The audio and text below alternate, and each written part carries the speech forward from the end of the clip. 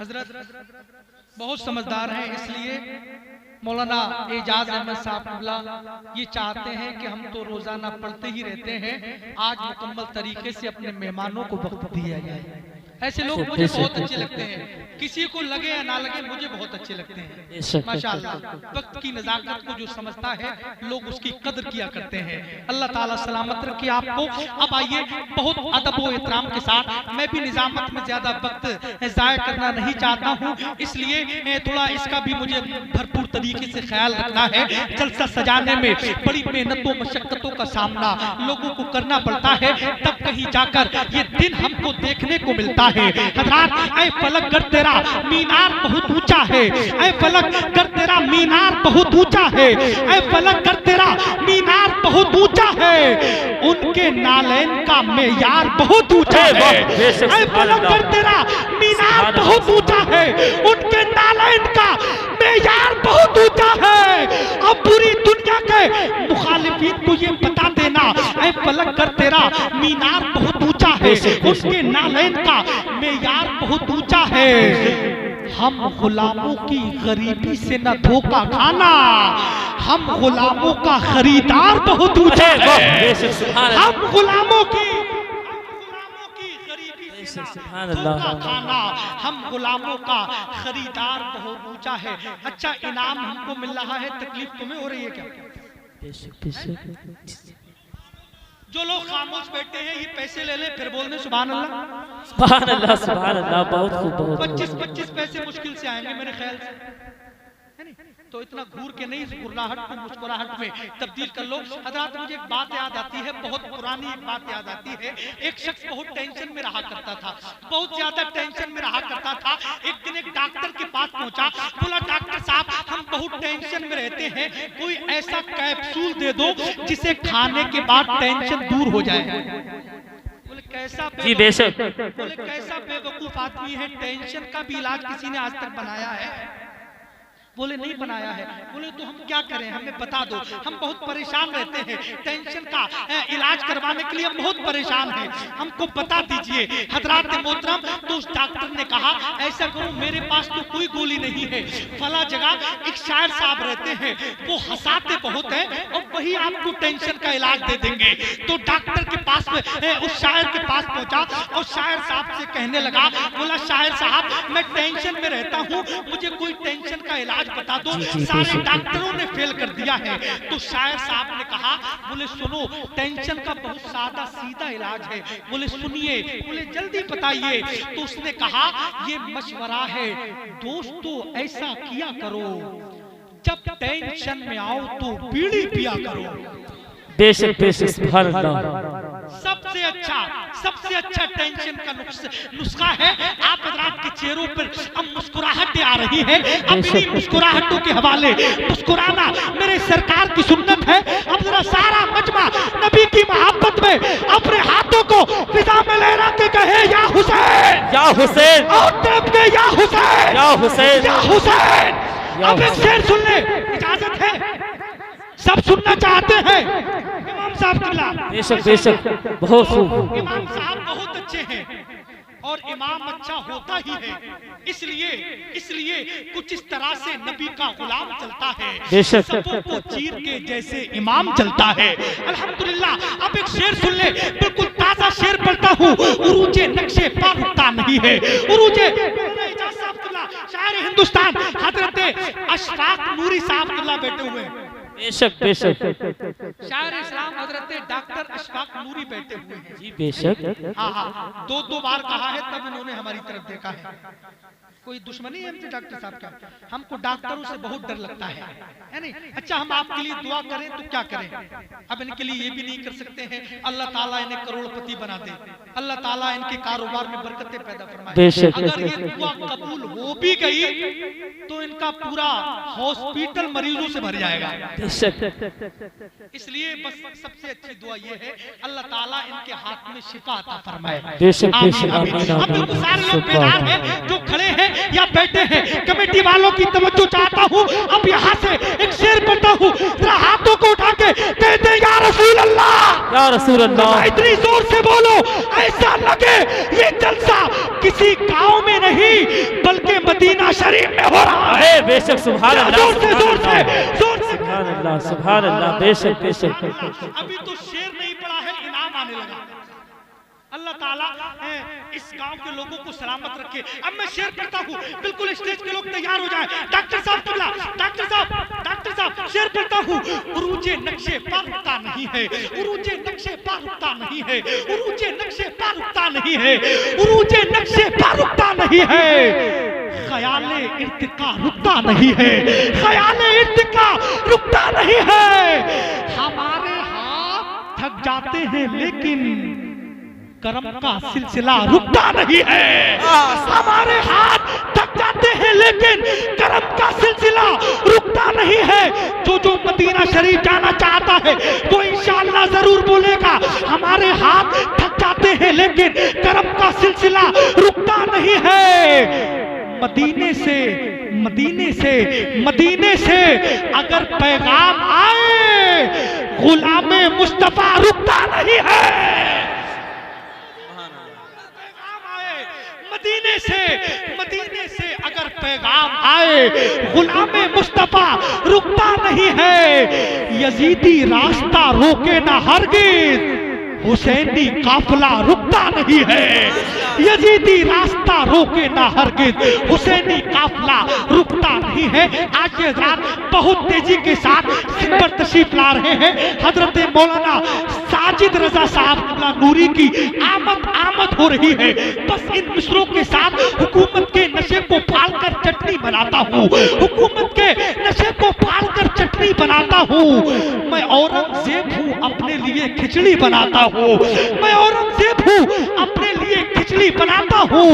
अकीदे के मरीजों को, जमात के हरीफों को बरेली शहर में लाकर उन्हें सुन्नी बनाता हूँ। सुभान अल्लाह, सुभान अल्लाह। मौजूद सामीन इकराम, अस्सलामु अलैकुम व रहमतुल्लाहि ताला व बरकातुहू।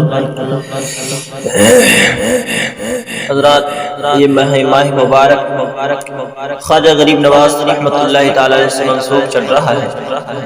आपको बखूबी मालूम है सरकार ख्वाजा गरीब नवाज रहमतुल्लाहि ताला अलैहि का 6 माह रजब कुल मुरज्जब में कुल शरीफ होने वाला है। तो आइए ख्वाजा गरीब नवाज रहमतुल्लाहि ताला अलैहि की एक छोटी सी करामत समात कीजिए जरा मोहब्बत से। एक मरतबा बोले सुभान अल्लाह। सरकार गरीब नवाज रहमतुल्लाहि ताला अलैहि की शान देखिए। सरकार ख्वाजा गरीब नवाज रहमतुल्लाहि ताला अलैहि अजमेर की धरती पर तशरीफ लाए हैं, लेकिन आपको ये मालूम होना चाहिए आपका गरीब नवाज लक़ब क्यों पड़ा है। इसलिए कि गरीबों को नवाजा करते थे। आपका सही नाम मोइनुद्दीन रहमतुल्लाहि ताला अलैहि था। सरकार ख्वाजा गरीब नवाज रहमतुल्लाहि ताला अलैहि की शान देखिए। मुस्तफा जान रहमत ने मक्के की जमीन से भेजा और आपने अपना वज़ीर अजमेर शरीफ की धरती पर किया है। अब आप जो है पथरीले रास्ते से चलते रहे, कंकरीले रास्ते से चलते रहे, तपते हुए रेगिस्तान में चलते रहे। ख्वाजा गरीब नवाज को कई वर्ष गुजर गए अजमेर आने में। आप दीन फैलाते रहे कंधार की जमीन से चलकर। ख्वाजा गरीब नवाज अजमेर की धरती पर तशरीफ लाए। आप दीन फैलाते रहे, आप दीन फैलाते रहे, लेकिन आपका असल मकसद कहाँ आकर पूरा हुआ? जब अजमेर की धरती पर तशरीफ लाए, जब हिंदुस्तान की धरती पर तशरीफ लाए, तब आपका मकसद असली पूरा हुआ। आपको मालूम है आपका मकसद असली क्या था? आपका मकसद असली था दीन फैलाना, आपका मकसद असली था मुसलमान बनाना, आपका मकसद असली था लोगों के दिमागों में नबी की मोहब्बत पैदा करना। लेकिन आपको मालूम है जो नबी के दीवाने होते हैं, यकीनी बात यह है वो अपनी मंजिल तक अपनी मंजिल को तय कर लेते हैं। वो जो है परेशानियों को नहीं देखते, मुश्किलात को नहीं देखते, बल्कि अपनी मंजिलों को तय कर लिया करते हैं। सरकार गरीब नवाज रहमतुल्लाहि ताला अलैहि जब अजमेर की धरती पर तशरीफ लाए, आपको खूब मालूम है जब आप अजमेर की ज़ियारत करने के लिए जाते हैं, गरीब नवाज के दरगाह की ज़ियारत करने के लिए जाते हैं, आपने एक तालाब देखा होगा जिसका नाम अन्ना सागर है।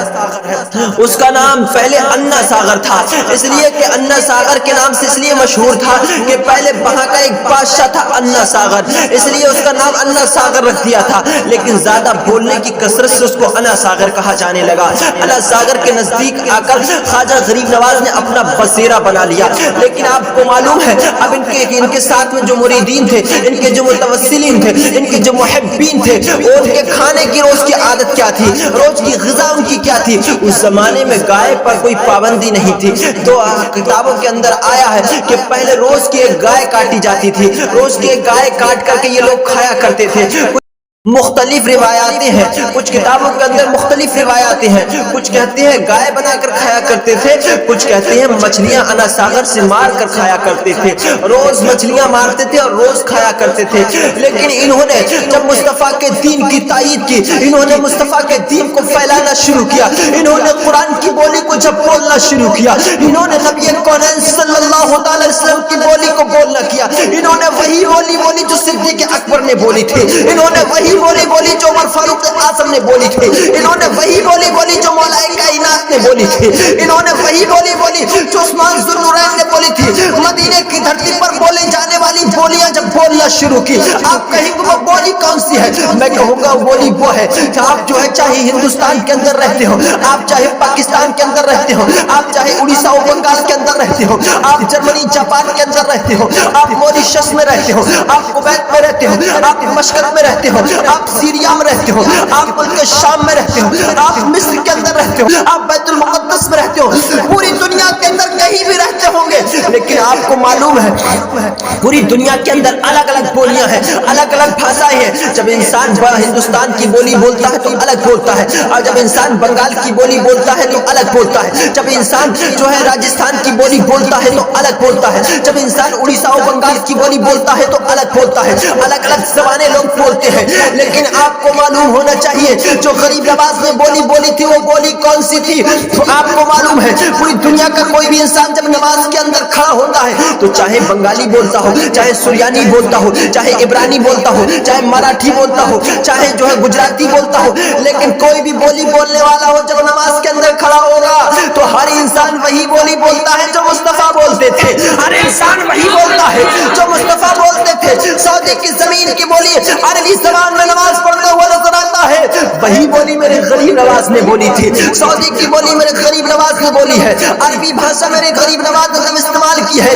تو لوگوں کے دلوں میں مصطفیٰ کی محبت بیٹھتی چلی گئی, لوگوں کے دلوں میں اسلام کی محبت بیٹھتی چلی گئی, لوگوں کے دلوں میں قرآن کی محبت بیٹھتی چلی گئی. لوگوں میں زیادہ لمبی نہ کرتے ہوئے مختصر یہ بتانا چاہتا ہوں, جب خواجہ غریب نواز اجمیر کی دھرتی پر تشریف لائے تھے تو یقینی بات یہ ہے جب انہوں نے نمازوں کو پڑھنا شروع کیا, جب انہوں نے اپنے سروں کو جھکانا شروع کیا, جب انہوں نے اپنی پیشانیوں کو جھکانا شروع کیا, تو یقینی بات یہ ہے جب اجمیر کی زمین پر انہوں نے اپنی پیشانی جھکانا شروع کیا تو یقینی بات یہ لوگوں نے دیکھا کہ یہ کہاں سے انسان آ گیا, یہ تو نمازوں کو پڑھتا ہے, یہ تو جو ہے اپنے مسلح کو بچھا کر دین پھیلانے کی کوششیں کرتا ہے. اب اللہ ساگر کے جو ہے اوڑے پاس, اللہ ساگر کے ارد گرد بہت سارے گرجا گھر تھے. یقینی بات یہ ہے سارے گرجا گھروں میں وہی لوگ رہا کرتے تھے جن کو آپ کو اچھے سے جانتے ہیں. سارے گرجا گھروں کے لوگوں نے مشورہ کیا, سارے لوگوں نے مشورہ کرنے کے بعد خواجہ غریب نواز کو مٹانے کی سازش سے رچنے لگے, خواجہ غریب نواز کو بھگانے کی سازش سے رچنے لگے. خواجہ غریب نواز کو یہاں سے بھگایا جائے, تمام گرجا گھر کے جو پجاری تھے سب اکٹھے ہو کر آ جاتے ہیں, تمام دیو اکٹھے ہو کر آ جاتے ہیں. جب آنے کے بعد خواجہ غریب نواز پر حملہ کرتے ہیں, خواجہ غریب نواز کو بھگانے کی کوششیں کرتے ہیں. یقینی بات یہ ہے یہ غیور مسلمانوں ذرا غور سے سننا, قسم خدا کی یعنی فانوس بن کر جس کی حفاظت ہوا کرے, ارے وہ شمع کیا مجھے اسے روشن خدا کرے. خواجہ غریب نواز کو کسی اور نے روشن نہیں کیا تھا, مدینے کے تاجدار نے روشن کیا تھا. تو وہ شمع کیا بچ سکتی ہے. خواجہ غریب نواز نے جب اپنی شمع کو جلایا تھا پورے اجمیر کو روشنی بخشی, پورے اجمیر ہی کو روشنی نہیں پورے ہندوستان کو روشنی بخشی.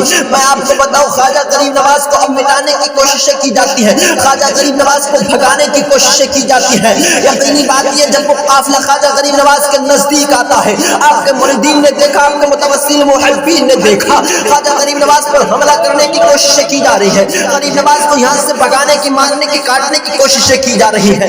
قسم خدا کی خواجہ غریب نواز کے دیوانے آپ کے قریب پہنچے تو دیکھا خواجہ غریب نواز نماز ادا کر رہے ہیں، اپنی کٹیا کے اندر نماز ادا کر رہے ہیں۔ خواجہ غریب نواز نے جیسے ہی سلام پھیرا، اور سلام پھیرنے کے بعد خواجہ غریب نواز کو یہ خبر ملی یہ ظالم مٹانے کے لیے آ رہے ہیں، یہ کفار ہمیں مٹانے کے لیے آ رہے ہیں، یہ ہمیں مارنے کے لیے آ رہے ہیں۔ خواجہ غریب نواز نے اپنے ہاتھوں میں تھوڑی سی دھول بھری، اور دھول بھرنے کے بعد اس پر آیت الکرسی پڑھ کر جب ان ظالموں کی طرف پھینکی ہے تو قسم خدا کی ان کی آنکھیں اندھی ہو جاتی ہیں، ان کو جو ہے ایسی تکلیف ہوتی ہے کہ ان کا جسم حرکت کرنا چھوڑ دیتا ہے، ان کے ہاتھ پیر چلنا بند ہو جاتے ہیں، ان کی زبانیں بند ہو جاتی ہیں۔ جن لوگوں پر جو دھولیں پڑی تھی یقینی بات یہ ہے ان کی زندگی بدل جاتی ہے، اور کچھ لوگ وہاں سے بھاگ جاتے ہیں۔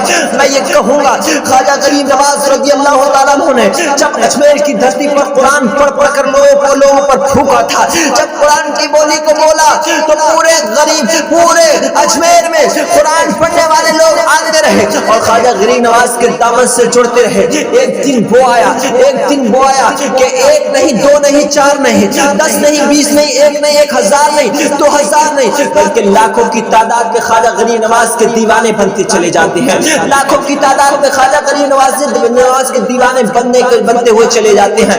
یہ تو وہ دیوانے تھے کہ زمانہ کچھ کہے دیوانے اپنی جان دے دیں گے، زمانہ کچھ کہے دیوانے اپنی جان دے دیں گے، مگر دامن نہ چھوڑیں گے تمہارا یا رسول اللہ۔ سنا ہے آپ ہر عاشق کے گھر تشریف لاتے ہیں، سنا ہے آپ ہر عاشق کے گھر تشریف لاتے ہیں، میرے گھر میں بھی ہو جائے چراغ یا رسول اللہ، میرے گھر میں بھی ہو جائے چراغ یا رسول اللہ۔ وآخر دعوانا الحمدللہ رب العالمین، استغفر اللہ ربی من کل ذنب۔ السلام